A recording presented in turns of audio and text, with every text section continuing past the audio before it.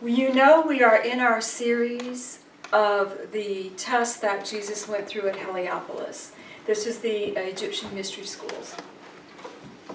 And we have been walking with him once a week, looking at the energies that he had to accomplish. And again, you would think that he's learning all about the ancient mysteries, right? Well, and he is. But the tests are really about human behavior, about how you respond to things, and about how we can get derailed. So the lessons were all about not letting other human behavior take you off your path, the behavior of others.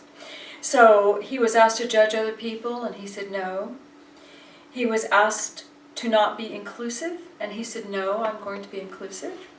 He was asked to doubt the integrity of the people that led him, and he said, no, I'm not going to do that. He was asked to work for the world's acclaim instead of working for God, and he went, no, I'm not going to do that either.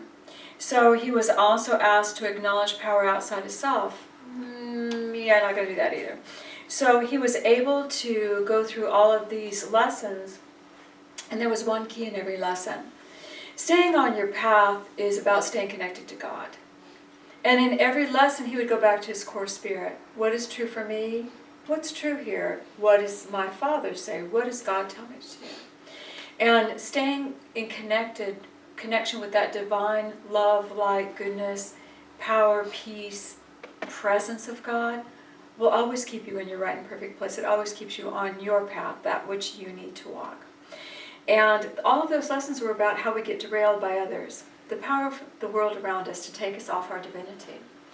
Because you realize when you are defining yourself based on the world, you are not looking at the divine within.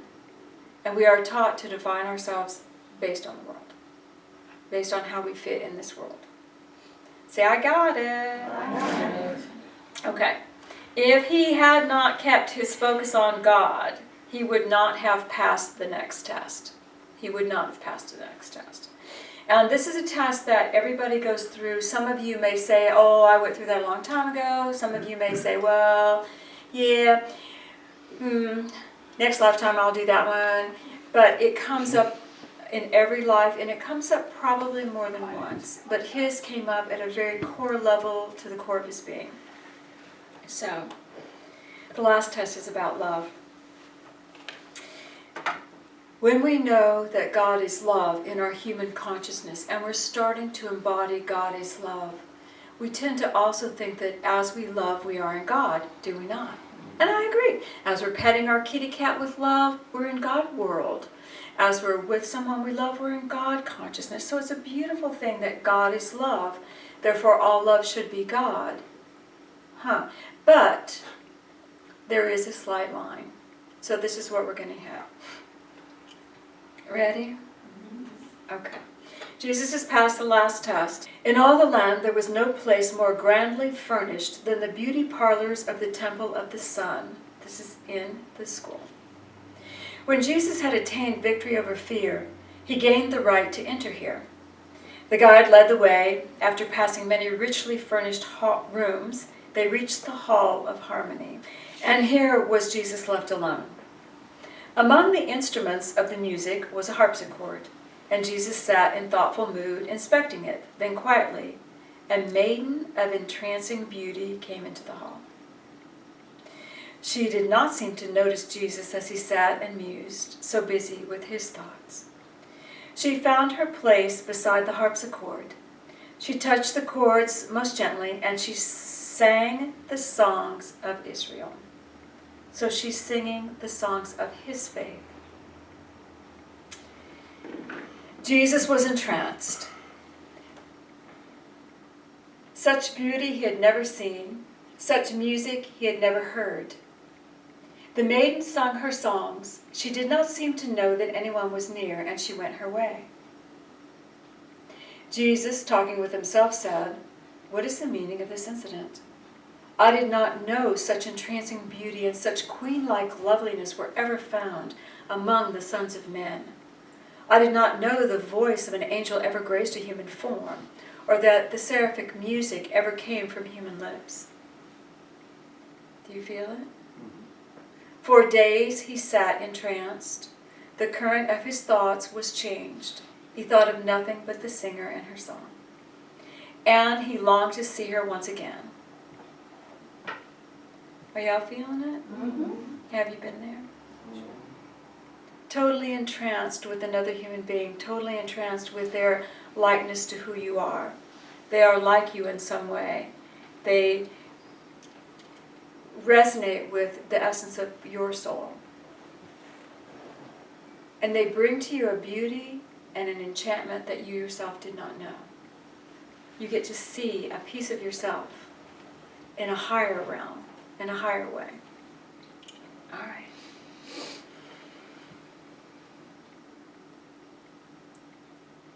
He longed to see her once again, and after certain days she came, and she spoke, and laid her hand on his head.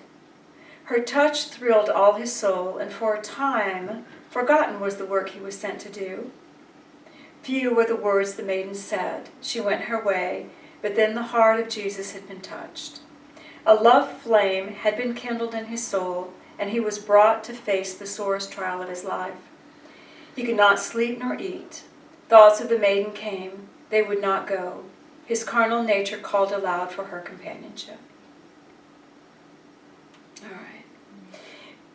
You might say, well, I've never been that in love, but you probably have been somewhat close to that in love. When you are consumed by the energy of attraction, you're consumed by this being who stands before you and who seems to offer you all that you could ever have wanted. They call it carnal love. The carnal love. Carnal love occurs when the focus is on the physical plane and doesn't consider anything beyond the physical. I want you to understand the difference. Carnal love is when this is what can we create here? How powerful could this be here? How amazing could this be? What could we do together? This is awesome. Do you see? And we forget our spiritual guidance and we forget who we are as spirit. And we tend to look only at that which is in front of us. And who wouldn't be enthralled? This is everything that your soul seeks. Someone is before you who matches you. They're beautiful, they're loving, they're kind. They believe what you believe. They're talking about your heart, your spirit. This is the magical moment of a human's dream. And could God have sent it to me? God could have sent it to me. Maybe this is from God. Hope it's from God. Hope it's from God. So I really want to go down this path.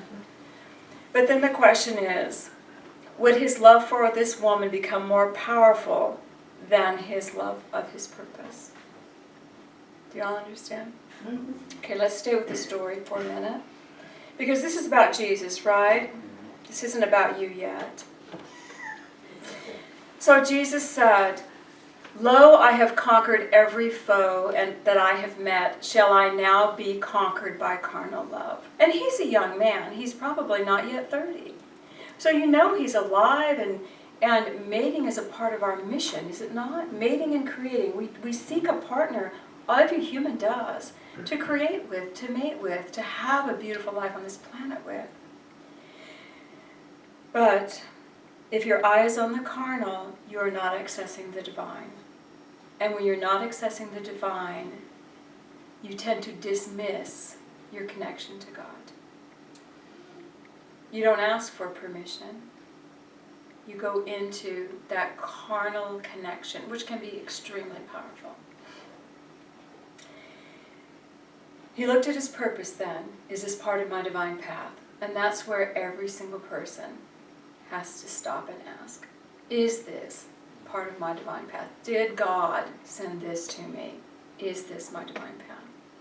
So in the Aquarian it says, "My Father sent me here to show the power of love divine, that love that reaches every living thing. Shall this pure, universal love be absorbed by carnal love?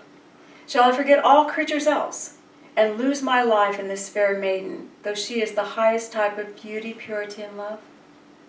Into the very depths his soul was stirred, and long he wrestled with this angel idol of his heart. But when the day was almost lost, his higher ego rose in might, and he found himself again. And he said, "Though my heart shall break, I will not fail in this my hardest task. I will be victor over carnal love." Can you guys feel it in your hearts? How often we're called to do something that is not the answer we want from Spirit. Every human being that walks this planet has two dreams that are primal in them. One is to mate. The other is to find their divine purpose. And they're so powerful within you. They're so powerful. We need this. We need someone. We want to share our energy because we want to create. We want to share our energy with someone. And we want to create with God. We want to be that divine purpose flowing through us. This is in everyone, whether they can give language to it or not. And it doesn't mean we're mated for the rest of our lives, but we want to have that experience. That experience. We need that experience. We need to feel that inside. And you would say your life journey, maybe you've chosen to come down and not do that. Maybe you have, but your body history, your body consciousness still seeks it until you choose not to. It's in us to mate and to find divine purpose. And when those two are not together, this is when we have the test. He knew in this moment that carnal love would take him off his path because he does everything 1,000%. If he had turned to this woman, that would have been the end of his journey. He would have loved her, they would have had a gazillion children, they would have all grown up, and maybe one of them would have started a mystery school, and maybe Christ energy would have hit the planet in a different way.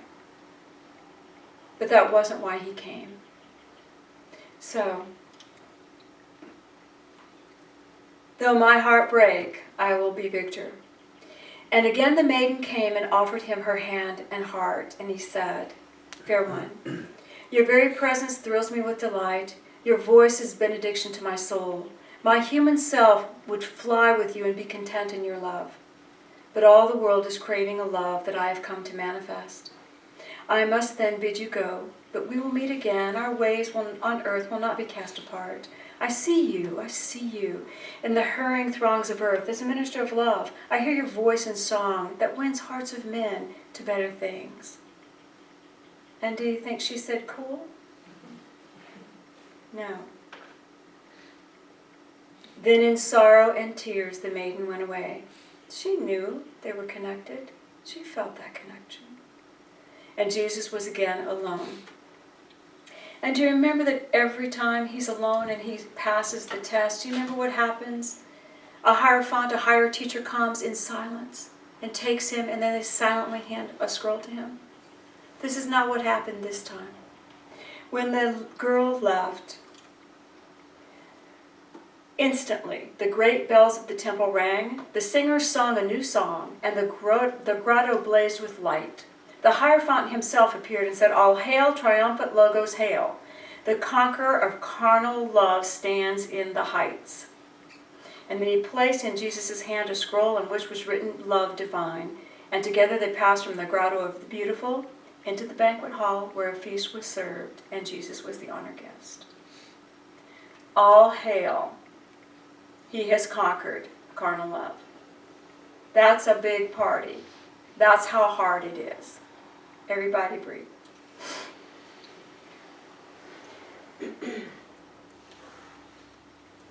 Let me talk about you and then I'll tell you the rest of the story. In every life, there is always a moment when the divine love of your purpose, passion, and mission and the love of the people around you hit ahead. Sorry about that. And there it is. Even when I marry people, you all realize I marry people, have for 30 years. Do you realize how many couples sit in front of me and they love each other so much in the physical? Do they know the spirit of the other? The answer is no. Have they even looked that they have a spiritual partner? No. Most of them are looking to have that experience, to mate, to create families, to have dreams. And I caution them, always have goals that are the same, so at least you can walk on a path together. On occasion, I'll have a couple who sees the soul of the other, and they remember each other. And on occasion, I'll have a couple come in, and I had one couple come in that wanted to do a meditation together before the ceremony, before they got married. They wanted to come in and meditate together and bind their spirits in a union and an agreement before they stood that day to make agreements with family and friends. Those couples are knowing that in that moment, the divine is moving through this marriage. They have asked God. They have asked their higher self, is this my next step on the path? Is this for my highest and best? Is this my divine appointment? They're not afraid to look at God and check in. And the two of them stand together and they let their souls say yes. Do you understand? And that's a beautiful moment when that happens. And that's probably only 10% at max of the couples that marry. Because we don't want God involved in our carnal decisions. We don't want the divine to move through us. We want to follow the love that's sweeping us away. Y'all with me? And it doesn't matter if you've done that or not. It's okay. It's part of your path. We've all done this. But there's going to come a moment, and it comes in every life, when your Holy Spirit says, I need you now to wake up and do what you needed to do. You signed up for this, you got to wake up now. Right now, you got to wake up now. And I need you to go. I need you to do what you came to do.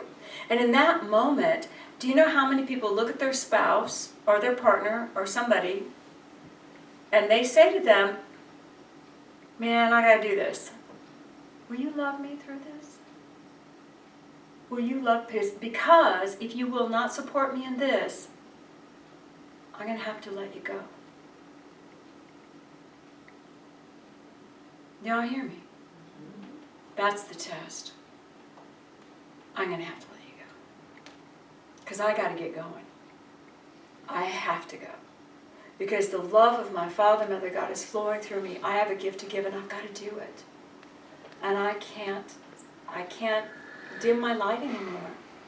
If your carnal love says you cannot fulfill your divine mission, it is asking you to dim your light. Dim your light. A while back, we had one of our girls that came to church all the time. And then she started not coming. And someone came to me and said, hey, where's so-and-so been? I said, oh, she started dating. Eyebrow went up. That's what the person said. Now, and I'm thinking, well, maybe this is her divine path. I'm too old to judge at this point. Can't do it. And then the girl, our girl, came back.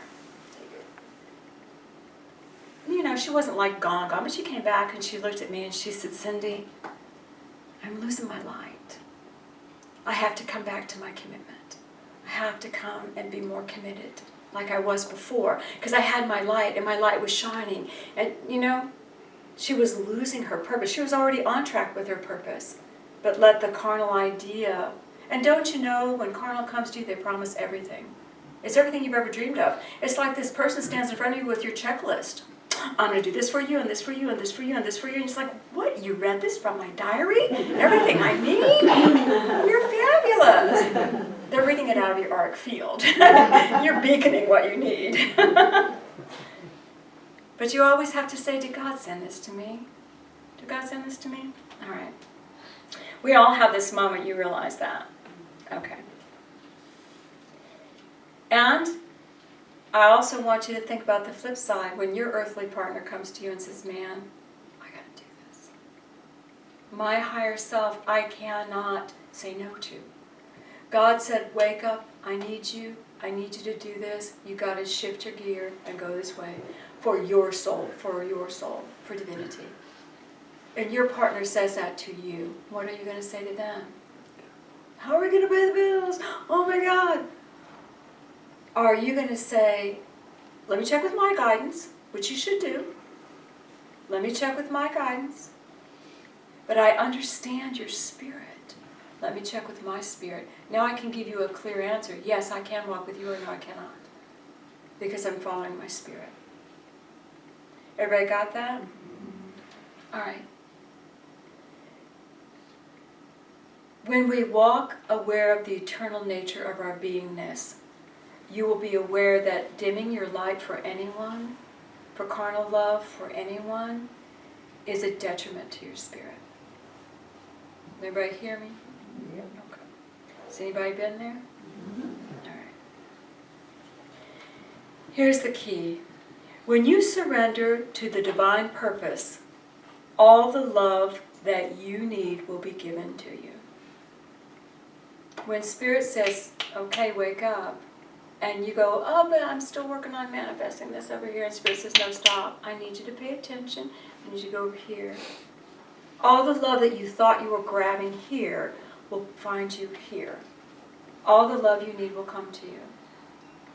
So the rest of the story is this. Jesus started his ministry. We don't know how long he was in the temple studying. It could have been years, because he was 30 when he started his ministry in his country, with his people. In his second year he ministered 3 years. In his second year, he was teaching, and this is a very famous scripture that you all know about, when he's teaching and speaking, and the disciples come to him and say, your family needs you, your mother and brothers are here, they need you. And then he says, who is my family? Remember? Who is my family? You're interrupting me here. Who is my family? My family is everyone who loves and does the will of God. That's my family. And then he went aside to see his family after he was done. And this is what it says. He went aside to speak to his mother and his other kindred of flesh. But he saw more than these. The maiden who once thrilled his very soul with love, a love beyond the love of any earthly flesh, who was the sorest tempter in the temple of Heliopolis beside the Nile, who sung for him the sacred songs, she was there.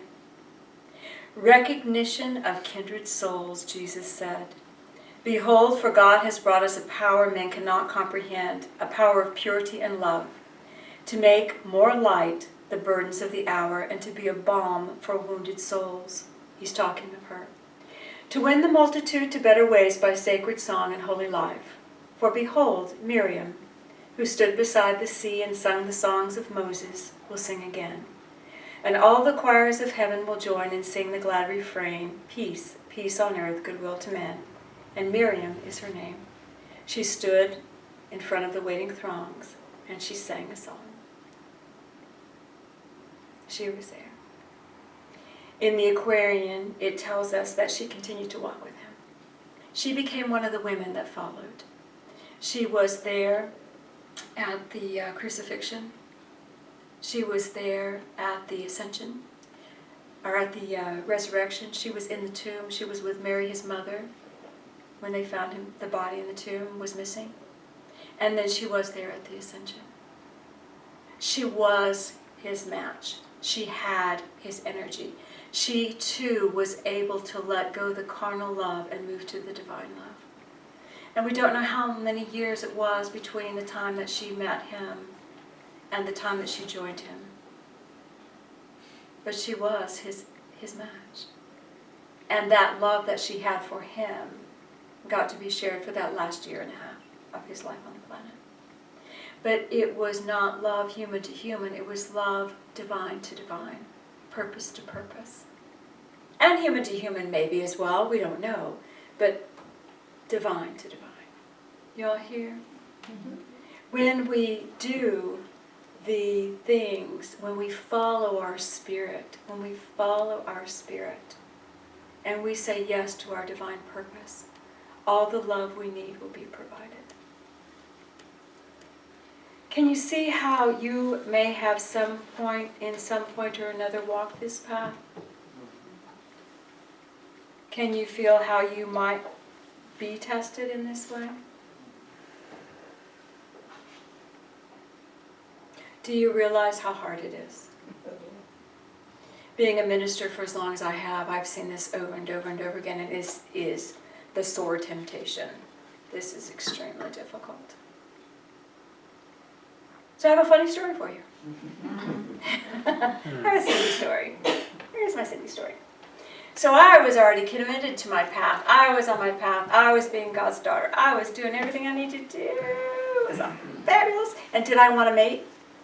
Yippers. Dave was 3 and I was young. I'm ready. And I met this guy I was going to a Unity church because, I was young.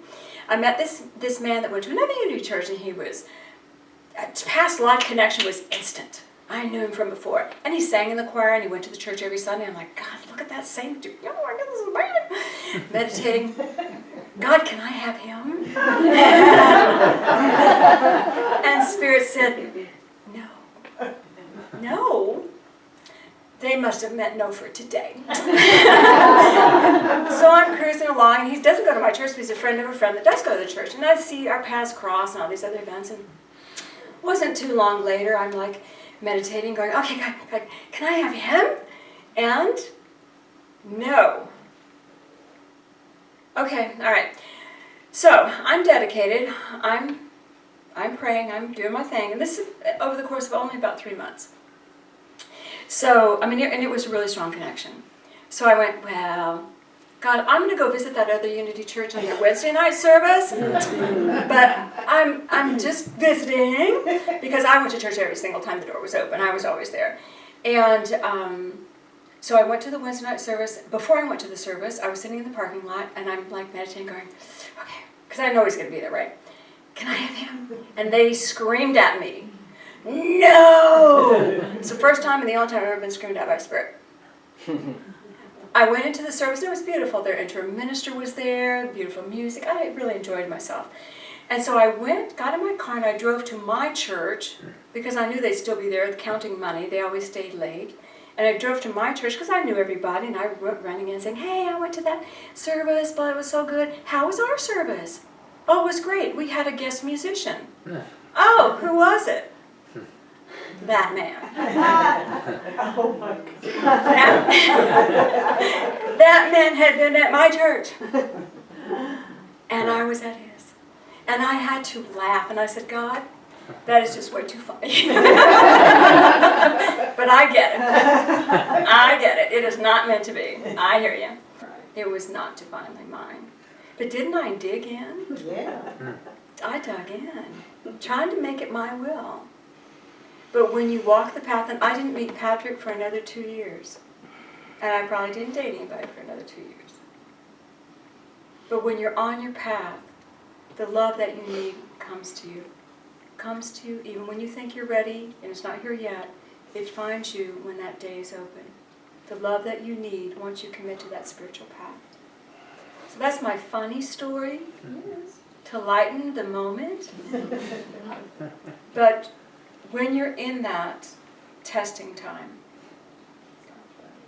it's not funny. But you can trust that God will never lead you away from love, because God is love. You will always be led to the love that you need on every level, physical, mental, spiritual, on every level. Say, yay, God. All right, let's go within.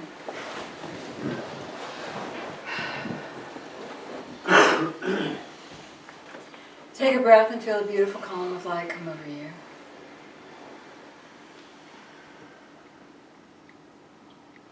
And I want you to feel that you are now drawn to your heart. And I want you to just imagine that you can just stand in your own heart for a minute in the vibration of your heart. And I just want you to feel your love for self.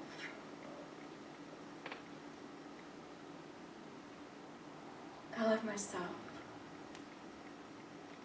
And now we're going to open. Father, Mother God, we ask that your presence descend into each heart.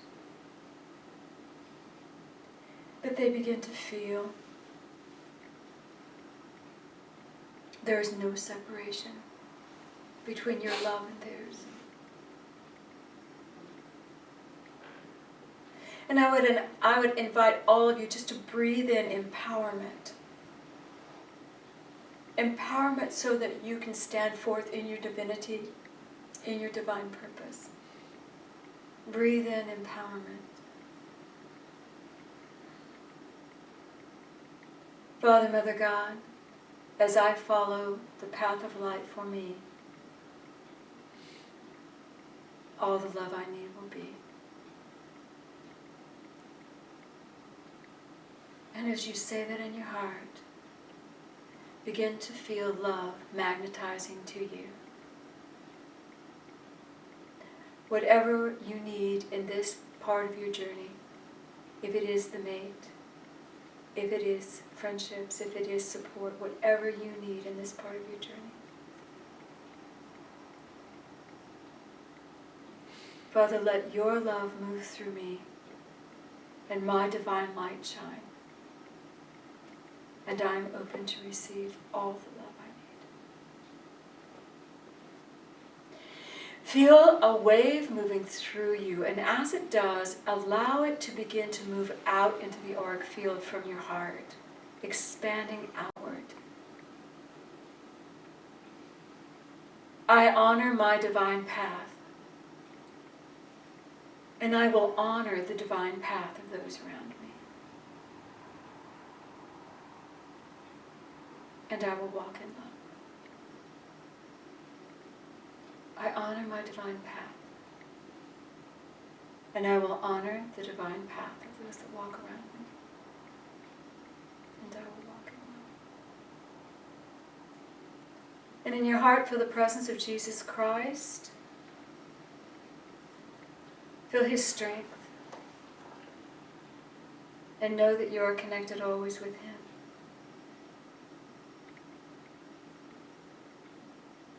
Feel the light pouring through and say, life is good.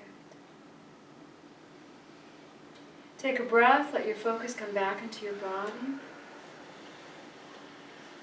When you're ready, you can gently open your eyes.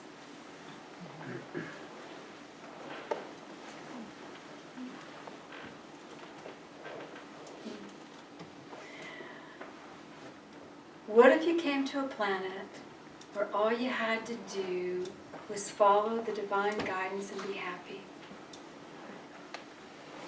What if everybody on the planet did that with you? You ready for heaven on earth? Yes. Say, yay, God. Yeah.